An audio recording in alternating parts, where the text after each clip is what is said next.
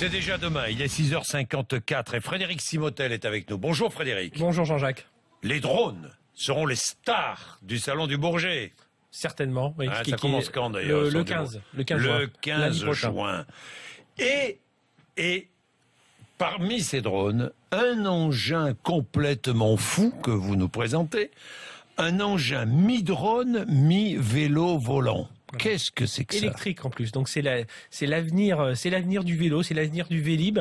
Alors c'est un engin, alors il s'appelle le Fly. Le Fly, pourquoi? Parce que Fly voler et bike bicycle. Donc son inventeur, un Hongrois, a appelé ça le Fly. Donc c'est on voit les images sur MC Découverte, je comprends pas du tout comment ça marche. Alors vous imaginez, c'est comme un drone assez, oui, c'est un mini hélicoptère. C'est comme un drone assez classique, un peu plus grand pour pouvoir avoir un homme à bord. Il va pouvoir voler à une vitesse de 50 km/h. À une altitude de 4-5 mètres du sol. En vol stationnaire, il peut rester 15 à 20 minutes, et puis il pourra, en vitesse de croisière, il pourra voler 30 à 40 minutes. Voilà, ce nouveau. Pourquoi est-ce qu'on l'appelle le bike? Le bike, c'est le Fly. Il est assis comme sur un vélo. Le Fly, parce qu'on est assis comme sur un vélo, c'est tout. Je pensais qu'on pédalait. Non, on pédale pas encore. Non. C'est un vélo. Pédaler pour actionner les. C'est un vélo électrique. Voilà, il y a toute une. Dangereux. Si vous avez une crampe à 5 mètres de haut. En tout cas, ça va être commercialisé. D'ici 18 mois, le deuxième modèle va sortir et il espère d'ici 3 ans le commercialiser. Mais dites-moi, ça dans les bouchons, Jean-Jacques, tous ceux qui sont dans les bouchons, c'est génial ça.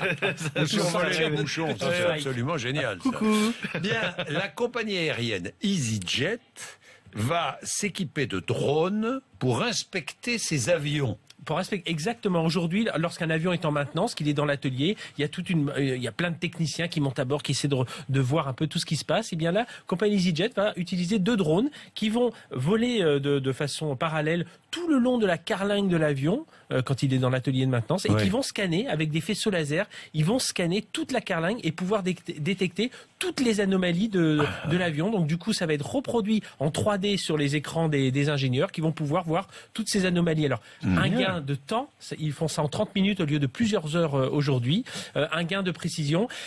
Par contre, il faut revoir l'emploi humain, il y aura beaucoup moins de techniciens de maintenance. Dites-moi, tous ces drones volent comment? Avec quoi comme carburant? Alors beaucoup, il y a encore qui volent avec beaucoup sont électriques, des panneaux solaires, non? Beaucoup sont électriques, et là justement, le souci que l'on a avec les drones, c'est leur autonomie. Souvent, ils ont, au bout de 15 à 20 minutes, les petits drones, comme on vient de voir à l'écran, je parle pas de drones militaires ou de drones civils, sont obligés de se poser.